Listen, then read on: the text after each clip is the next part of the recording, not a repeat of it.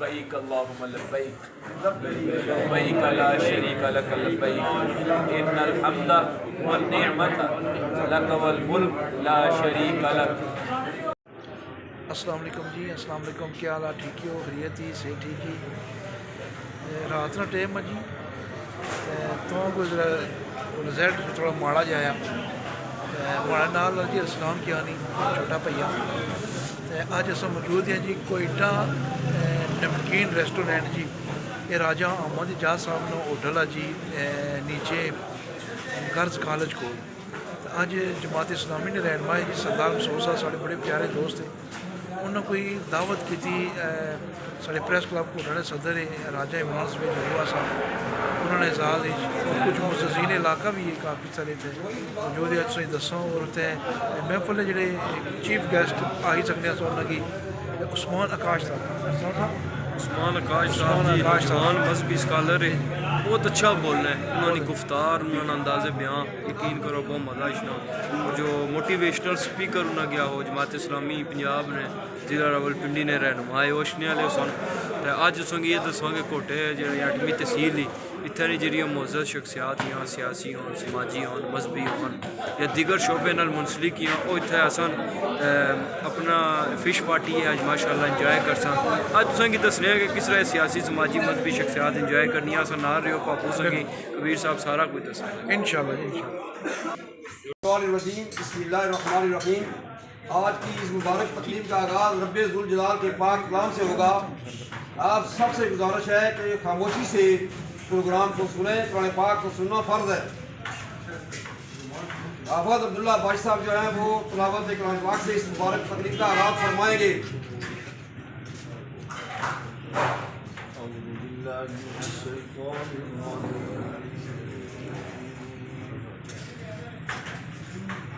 بسم اللہ الرحمن الرحیم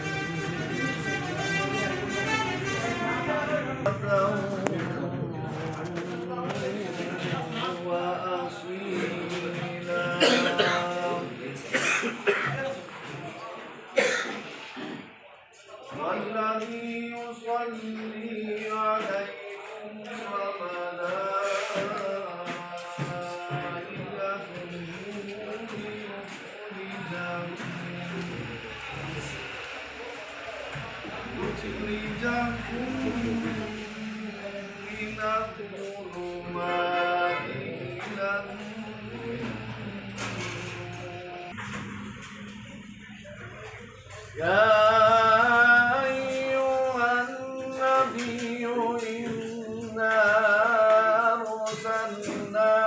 شاهدا ومبشرا ونذيرا داعيا إلى الله بإذنه وسراجا منيرا صدق الله العظيم۔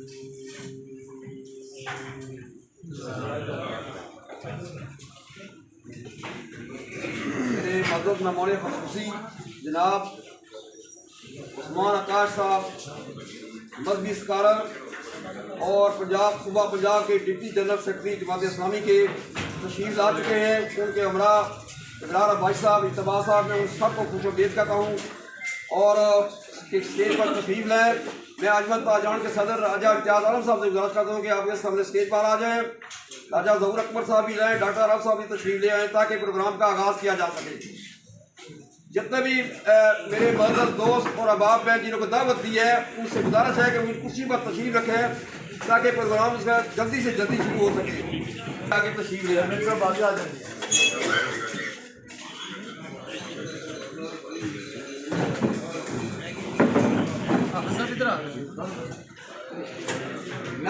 وہ فیضان صاحب آ جائیں،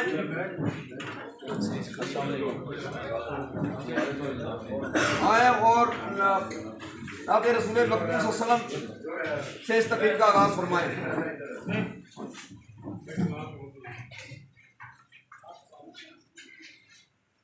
صلی اللہ علیہ یا رسول اللہ وسلم علیکہ یا حبیب اللہ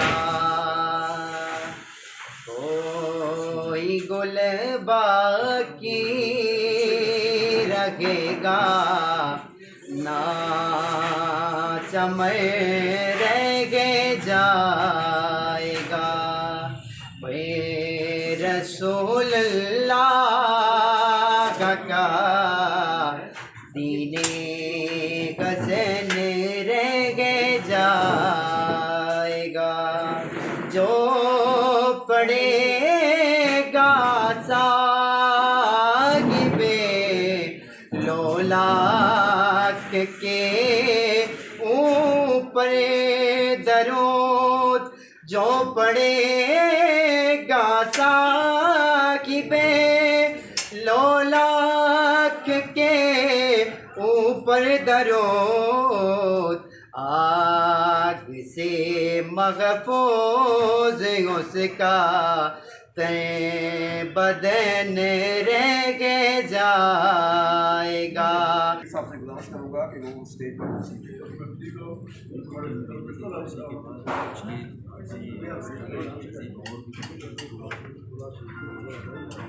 تو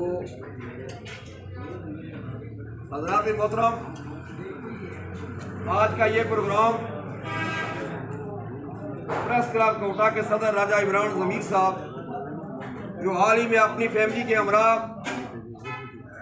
عمرہ کی ادائیگی کے بعد پاکستان واپس آئے ہیں، تو یہ ان کے اعزاز میں، چونکہ میرے یہ دوست ہیں اور اس لیے میں نے ان کے اعزاز میں یہ پروگرام رکھا ہے کہ یہ اللہ کے گھر، اللہ کے نبی کے گھر سے ہو کر آئے ہیں. دعوت اس وقت تو ہر ماشاءاللہ بہت پاکیزہ دعوت تھی، پاکیزہ تھی، جیسا کہ ڈاکٹر نذیر شہید صاحب کہا کرتے تھے کہ جب صحابی کا قلم بکتا ہے تو قوم بک جاتی ہے. اور میں اشارتاً یہ بات کروں گا کہ آج امت اس طرح نماز کو چھوڑ گئی ہے، اسی طرح قرآن پاک کی تلاوت کو چھوڑ گئی ہے، اور اسی طرح جو اللہ کا دیا ہوا نظام تھا جس کو نبی پاک صلی اللہ علیہ وسلم لے کر آئے تھے اس نظام کو بھی بھول گئی ہے اور امت مسلمہ کسی اور راستے پر چل پڑی ہے. تو میرا یہ دل تھا، میرا ارادہ تھا اور مجھے یہ خواہش تھی کہ میں اپنے دوست احباب کے سامنے قرآن و سنت کی وہ دعوت آپ کے سامنے رکھوں جس گھر سے، جس اللہ کے گھر سے، اللہ کے نبی کے گھر سے جو ہمارے چیئرمین صاحب وہاں سے واپس آئے ہیں، تو پتہ چلے کہ جس شہر کے اندر نبی پاک صلی اللہ علیہ وسلم مکہ اور مدینے کے اندر جنہوں نے 63 سالہ زندگی گزاری ہے، تو میں یہ امید کرتا ہوں کہ اللہ کرے کہ عثمان عکاش صاحب سے وہ باتیں نکلیں جو ہماری زندگی کے اندر تبدیلی آئے اور اس ملک کے اندر اللہ کا نظام آئے. سید ابو العلا مودودی رحمۃ اللہ فرمایا کرتے تھے کہ امت مسلمہ کے لیے کہ اٹھو قرآن و سنت کی دعوت لے کر پوری دنیا کے اندر پھیل جاؤ، لیکن بدقسمتی ہے کہ امت کسی اور راستے پر چل پڑی ہے. اس لیے میں بلا تاخیر میں جناب پنجاب صوبہ کے جنرل سیکرٹری جماعت اسلامی کے جنرل سیکرٹری جناب عثمان عکاش صاحب سے درخواست کروں گا کہ وہ آپ کے سامنے ہیں کہ وہ اپنے خیالات کا اظہار فرمائیں. عثمان عکاش صاحب. السلام علیکم ورحمۃ اللہ وبرکاتہ. اعوذ باللہ من الشیطان الرجیم. بسم اللہ الرحمن الرحیم. ان الصفا والمروة من شعائر اللہ فمن حج البيت أو اعتمر فلا جناح عليه أن يطوف بهما فمن تطوع خيرا فإن الله شاكر عليم. صدق الله العظيم. آج اب بالکل منفرد طور پہ ذرا پڑھیے لبیک اللہم لبیک لبیک لا شریک لک لبیک ان الحمد والنعمت لک والملک لا شریک لک. میرے نہایت ہی قابل صد احترام اس مجلس کے مہمان خصوصی محترم راجہ عمران ضمیر صاحب، سچی بات یہ ہے کہ جب ایک انسان روضہ رسول اور حرم پاک کی زیارت کر کے واپس آتا ہے تو اس کے دل کے اندر یہ احساسات یا اس کا یہ تعارف کروانا کہ وہ حاجی ہے، یعنی عمرے کو بھی، عمرہ کرنے والے کو بھی حاجی کہا گیا۔ حاجی کا تو مطلب ہی بنیادی طور پہ ارادہ کرنے والا، پاکیزہ جگہ کی جو ہے وہ زیارت کا ارادہ کرنے والے کا نام حاجی ہوتا ہے۔ حج کا مطلب ارادہ ہوتا ہے۔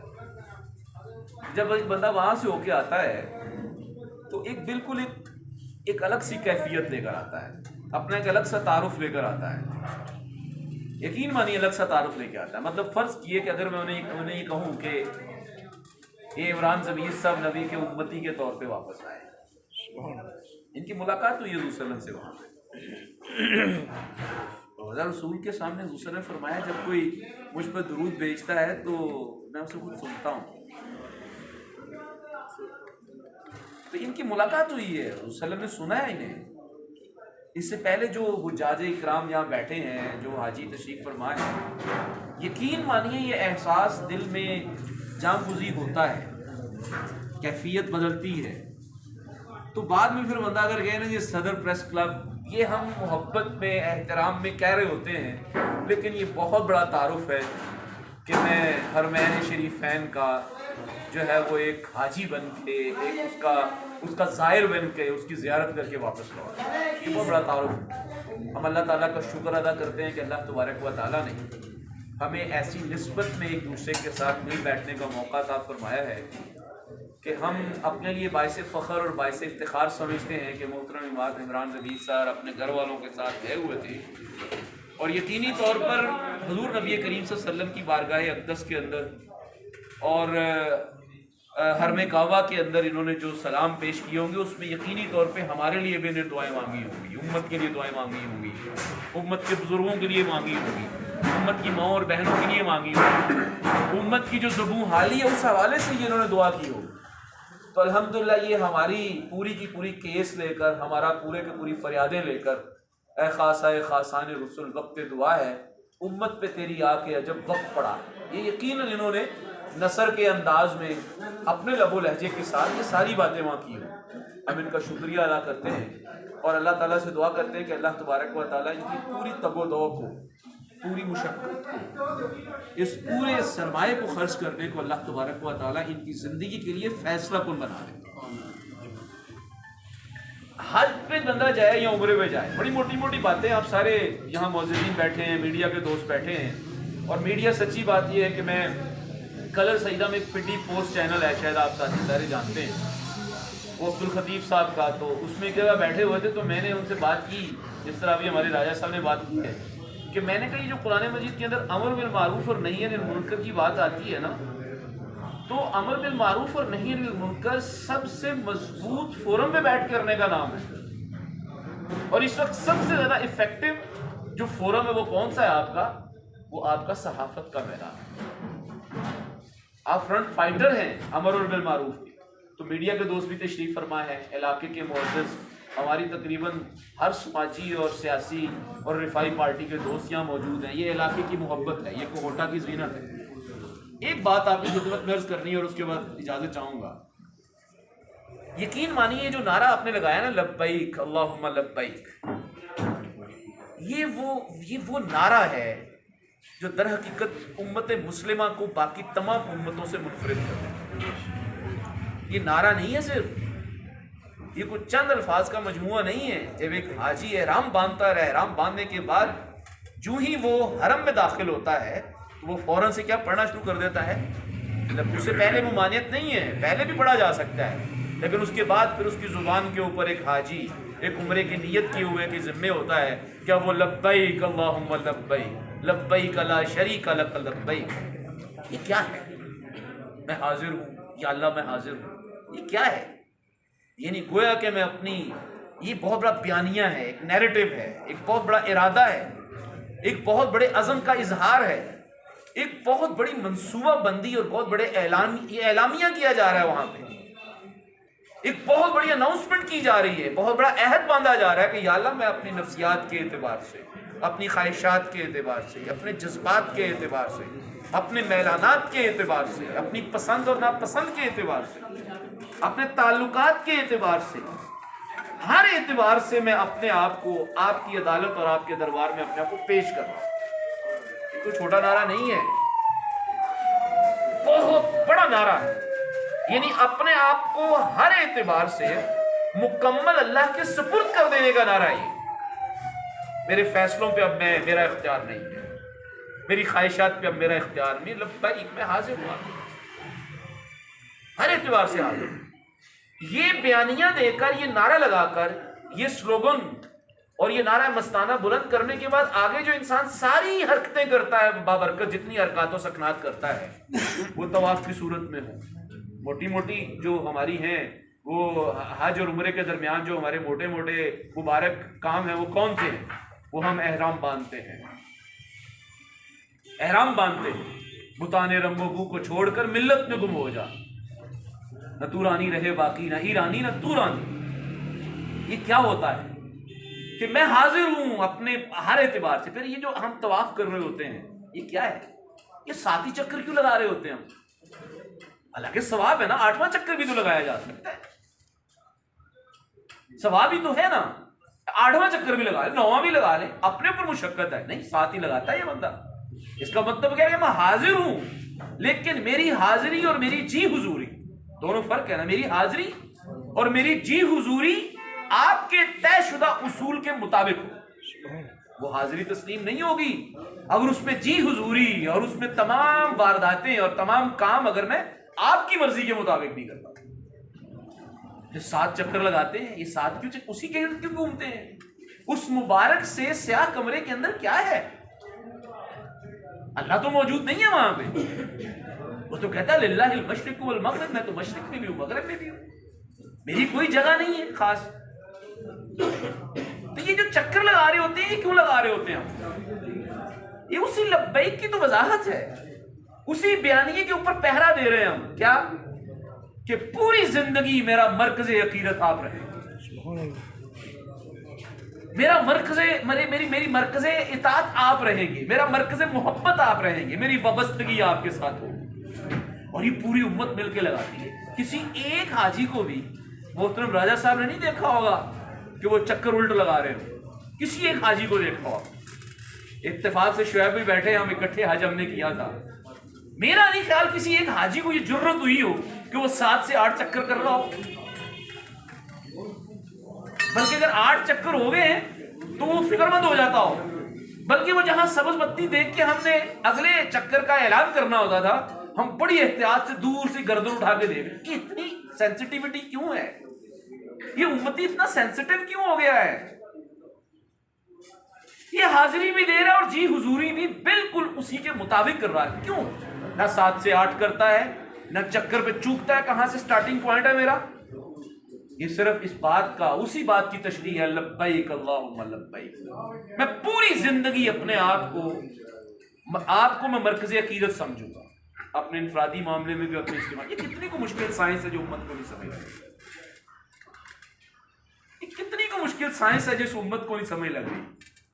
یہ امتی وہاں 7 چکر لگاتا ہے، لیکن 7 چکر لگانے کے باوجود بھی جب اپنی عملی زندگی اندر پلٹتا ہے تو پھر اسے بہرحال جائزہ لینے کی ضرورت ہے۔ یہ عمران ضمیر صاحب کے لیے بات نہیں ہو رہی، میں بھی کر کے آیا ہوں، یہ تو پوری امت جو ہے وہ حج کر رہی ہے۔ یہ کہاں ہے میرا مرکز محبت؟ کون ہے میرا مرکز عقیدت؟ کون ہے؟ انفرادی اور اجتماعی دائرے کے اندر میں کس کا طواف کر رہا ہوں؟ یہ معیشت میں، یہ معاشرت میں، یہ تہذیب میں، یہ تمدن میں، یہ سیاست میں، یہ ثقافت اور امور داخلہ اور خارجہ میں۔ اسی لیے بہرحال اس امت کی بقا ایک ہی چیز میں ہے، اور وہ یہ ہے کہ حرم کو اپنی زندگی کا حرم قرار دیا ہے، اپنی زندگی کے تمام دائروں کے اندر اللہ تبارک و تعالیٰ کو مرکز محبت بنایا جائے، حضور صلی اللہ علیہ وسلم کو اپنے لیے مرکز مطاع بنایا جائے، اطاعت کی جگہ بنایا جائے، اسی میں بقا ہے۔ ہم ایک اور کام بڑا دلچسپ کرتے ہیں، وہ دلچسپ کام ہم کیا کرتے ہیں کہ ہم مینا میں چلے جاتے ہیں۔ ایسے تو حج میں یہ ساری ایکٹیویٹی مینا والی ہوتی ہے، لیکن عمرے میں تو مدینہ میں بھی یہ ہوں گے، مدینہ میں جا کے تو یہ ملے ہوں گے، وہاں یقین مانے انہوں نے نہیں سنا نہ میں نے سنا تھا، نہ شعیب بھائی نے سنا ہے، نہ آپ جو ہمارے حاجی دوست بیٹھے ہوئے انہوں نے سنا ہوگا جب آپ لوگ روضہ رسول پہ گئے ہوں گے. لیکن سچی بات یہ کہ حضور صلی اللہ علیہ وسلم نے پوچھا تو ہوگا کہاں سے آئے ہوگے، کہاں سے آئے. بس اوقات گھر کے سربراہ کہتے کچھ نہیں ہوتے، لیکن ہم سمجھ جاتے ہیں کہ کہہ تو رہے ہوں گے. کہاں سے آئے ہوگے؟ جی پاکستان سے آیا ہوں میں. بڑی اچھا کون لوگ ہیں؟ جی آپ ہی کے نام لے ہوئے ہیں وہاں پہ سارے کے سارے. اچھا میرے نام لے ہوئے ہیں؟ جی جی آپ ہی کا کلمہ پڑھتے ہیں، اشہد ان لا الہ الا اللہ واشہد ان محمدًا عبدہ ورسولہ. آپ ہی کا کلمہ پڑھتے ہیں، آپ ہی کی مالا جپتے ہیں، آپ ہی کے گن گاتے ہیں، آپ ہی سے عقیدت کے سارے ڈول ڈالتے ہیں. اچھا میرا ہی نام لیتے ہیں؟ جی صبح اٹھتے ہیں، شام سوتے ہیں، بچہ پیدا ہوتا ہے تو اس کے کان میں اذانیں اور جو ہے وہ ساری اقامتیں کہی جاتی ہیں تو آپ موجود ہوتے ہیں ہر جگہ. اچھا آپ جس جگہ سے آئے ہیں وہاں میرا ہی نام لیا جاتا ہے، کہیں میں موجود بھی ہوں کہ نہیں ہوں؟ میرا سکہ چل رہا ہے کہ نہیں چل رہا؟ مطلب دیکھیں نا، ایک منٹ کے لیے چھوڑ دیجئے میں ڈپٹی جنرل سیکرٹری اور جماعت اسلامی، ایک منٹ کے لیے کھڈے میں ڈالیے سارا کچھ. ایک امتی کے طور پہ ذرا ہم سوچیں، خدا کی قسم چھوڑ دیں ہم اپنی ایفیلیشنز کو. میں نے بتایا نا یہ فخر کریں گے اس تعارف کے اوپر کہ میرا تعارف امتی کا تعارف زیادہ. میں فخر کروں گا میرا تعارف ارائیں سے زیادہ کہیں افضل جو امتی کا تھا. وہاں ملاقات ہوئی ان کی حضور صلی اللہ علیہ وسلم سے، وہ پوچھیں کہ یار کہاں سے آیا؟ جی پاکستان سے آیا ہوں. اچھا وہاں میرا دین غالب ہے کہ نہیں ہے بتاؤ؟ نہیں وہ تو اگر مگر چونکے چنا کے وہ تو دنیا گلوبل ولیج بن چکی ہے. میں دیکھیں کسی پولیٹیکل بائسنس کا شکار ہوئے بغیر ایک امتی ہونے کی حیثیت سے حضور صلی اللہ علیہ وسلم کا کیس لڑ رہا ہوں. اس لیے تھوڑی دیر کے لیے اپنے آپ کو نیوٹرل فیز میں لا کے تھوڑی دیر کے لیے ہم سوچیں کہ وہ پوچھے کہ کہاں سے آئے پاکستان. میرا نظام ہے نہیں، نام آپ کا لیتے ہیں صبح دوپہر شام. بھائی میرے مطابق معیشت ہے کہ نہیں ہے؟ اور جی دنیا گلوبل ولیج ہے. اور جی میرے مطابق معاشرت ہے، نظام تعلیم ہے، یونیورسٹیاں ہیں. جی دنیا گلوبل ولیج بن گئی، کوئی مجبوریاں بھی ہوتی ہیں، کوئی حالات. تو حضور صلی اللہ علیہ وسلم نے پلٹ کے کہا ہوگا خدا کی قسم یہ حدیبیہ کے مقام سے ہو کے آئے ہوں گے، میں ہو کے آیا ہوں، بدر کے میدان پہ گئے ہوں گے زیارتیں کرتے ہوئے. تو وہ ساری جگہ یہ پکار کے کہتی ہوں گی کہ ہمیں کیا یہ معاذ اللہ کیا جینا نہیں آیا تھا؟ ہم نے جب مکہ سے مدینہ ہجرت کی تھی تو لہلہاتی فصلیں چھوڑی تھی. ہم نے گلوبل ولیج کے کسی بہانے کو خاطر میں نہیں لایا. کوئی اپنی بیگم چھوڑ کے چلا گیا تھا. یقین مانے وہاں صحابہ کے پاؤں کے اوپر جو آبلہ پائی ہوئی ہے ان کے چھالے بول رہے ہوں گے کہ بھئی جب ہجرت کر کے ہم جا رہے تھے تو ہم نے تو یہ پرواہ نہیں کی تھی. شعب ابی طالب کی گھاٹی میں بند کیے گئے تھے 3 سال. ہمارا معاشی صرف مقاطعہ نہیں کیا گیا تھا، ہمارا سماجی مقاطعہ بھی کر دیا گیا تھا، ہمارا سیاسی بھی کر دیا گیا تھا. دوا اندر نہیں جاتی تھی، خوراک نہیں جاتی تھی، بیمار باہر نہیں آتا تھا. ہم نے گھاس پھوس کھایا تھا. ہم جانوروں کی طرح، میں اللہ معاف کرے اس ڈی گریڈ کرنے کے انداز میں جس طرح صحابہ نے کہا کہ جس طرح بکریاں بولو براز کرتی تھیں یا مینگنیاں کرتی تھیں، ہم یہ کیا کرتے تھے. ہمیں تو دنیا گلوبل ولیج نظر نہیں آئی اس وقت. ہمارے اوپر تو مدینہ میں اس وقت یہ آیت اتری کہ جب خاندانی مسائل تھے، تحریک اسلامی اور امت مسلمہ اس وقت اپنی سب سے زیادہ بحرانی کیفیت سے گزر رہی تھی کہ خاندان لوٹ پٹ چکا تھا، خانگی مسائل تھے، بیگمات پیچھے چھوڑ کے آ گئے تھے ہم، فصلیں ختم ہو گئی تھی، کاروبار کے مسائل تھے، مدینہ کے اندر انسرجنسی چل رہی تھی، منافقین کا الگ سے مسئلہ تھا، یہودیوں کی پرابلم الگ سے تھی. ایران اور روم جو ہے وہ ارادہ سے چوکنے ہو چکے ہوئے تھے. ایران اور روم چوکنے ہو چکے ہوئے تھے کہ یہ کیسے دیوانے لوگ ہیں کہ مکہ چھوڑ کے آ گئے، یہ کچھ کریں گے. بڑے مکہ میں جب تک حضور صلی اللہ علیہ وسلم موجود تھے تو اس وقت تک چوکنے نہیں ہوئے تھے ایران اور روم والے، اب چوکنے ہو گئے تھے. مسلمانوں کی آبادی کا مسئلہ تھا. این اسی وقت اللہ حکم بھیجتا ہے، سنیے کیا حکم بھیجتا ہے، کہتا ہے مثل الذین ينفقون فی، اپنے پیکرے خاکی میں خود جان پیدا کرو. یہودیوں سے تم نے کیا نہیں کرنا، کوئی قرض نہیں لینا سود کے اوپر. تمہاری معیشت جو ہے وہ سودی نہیں ہوگی. یعنی گویا کہ پہلے معاشی مسائل ہیں، خانگی مسائل ہیں، سیاسی مسائل ہیں، سماجی مسائل ہیں، مہاجرین کی آبادکاری کا مسئلہ ہے، اندرونی انسرجنسی اور اندرونی مخالفت اور منافقت کا مسئلہ ہے. اوپر سے یہ پابندی لگی کہ اب آپ نے قرض سود پہ، سود حرام ہے تمہارے لیے. پھر جوا اور شراب بھی حرام کر دی گئی ہے جس کو اس وقت کسی حد تک کاروبار کے طور پہ استعمال کیا جاتا تھا. اور آیت کیا اتریے کہ اپنے پیکرے خاکی میں خود جان پیدا کیجیے. صحابہ نے تو نہیں کہا جی گلوبل ولیج ہے اگر مگر چونکہ چناکے جی فلاں جی. تین ہاتھ سے دے کر جو آزاد ہو ملت ہے ایسی تجارت میں مسلمان کا خسارہ. تمام ان خوبیوں سے آراستہ فرمائے کہ جو صاحب حرم نے اور اس حقیقی مالک حرم نے جو ہے اس ہمارے لیے ذمہ قرار دی ہے, ہمارا فرض قرار دیا. اور اللہ تعالیٰ ہمیں حرم کو اپنا قبلہ بنانے کی توفیق عطا فرمائے.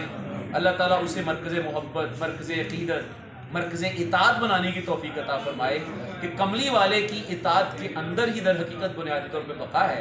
اللہ تبارک و تعالیٰ ہمیں فیصلوں کے وقت پختہ, مضبوط اور بہادر بننے کی توفیق عطا فرمائے. وما علینا الا البلاغ المبین.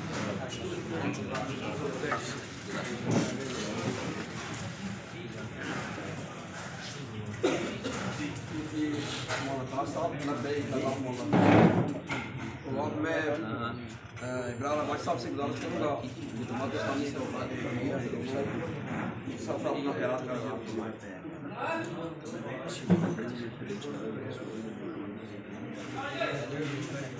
بسم اللہ الرحمن الرحیم. میں انتہائی مشکور ہوں جناب سردار مسعود صاحب کا کہ انہوں نے آج اتنی خوبصورت یہ محفل سجائی. اور یہ محفل جو سجی ہے وہ عمران ضمیر, راجہ عمران ضمیر صاحب کے ساتھ, اللہ اور اس کے رسول کے پیغام کے ساتھ. یہ بہت ہی عمدہ سوچ اور عمدہ ویژن ہے کہ ہم جہاں بھی بیٹھے ہیں, جہاں بھی اکٹھے ہوں, اپنا جو اصل مشن ہے اس کو اپنے سامنے رکھیں. عثمان آکاش بھائی نے بھی بہت خوبصورت اور مختصر انداز میں ہماری ذمہ داریاں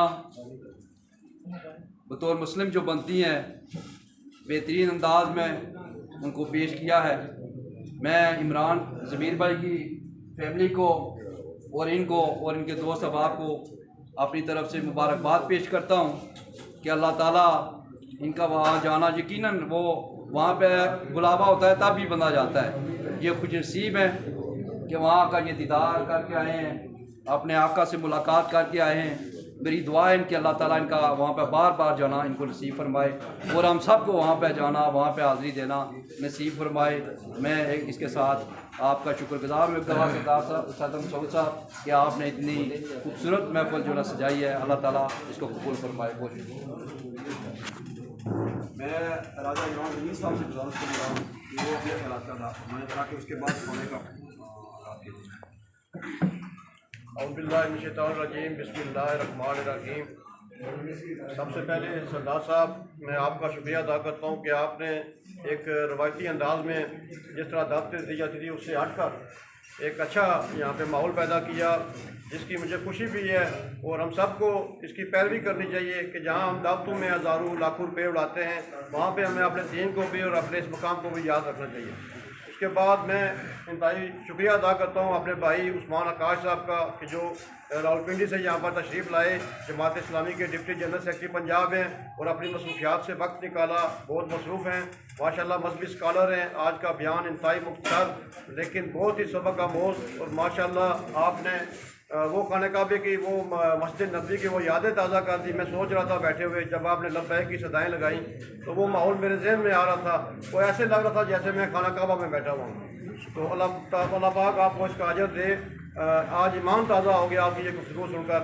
اللہ پاک آپ کو اس کا ثواب عطا فرمائے. اور میں آپ سب کا انتہائی شکریہ ادا کرتا ہوں دل کی گہرائیوں سے.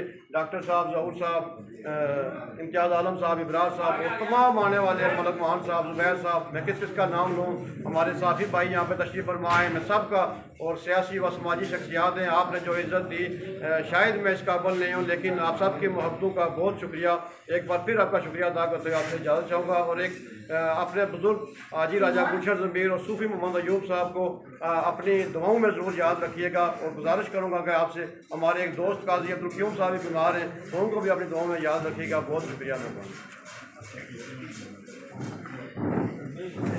فضل اللہ بھائی صاحب سے گزارش کروں گا کہ دعا فرمائیں اور اس کے بعد کھانا ہوگا. میں آپ سب کا مشکور ہوں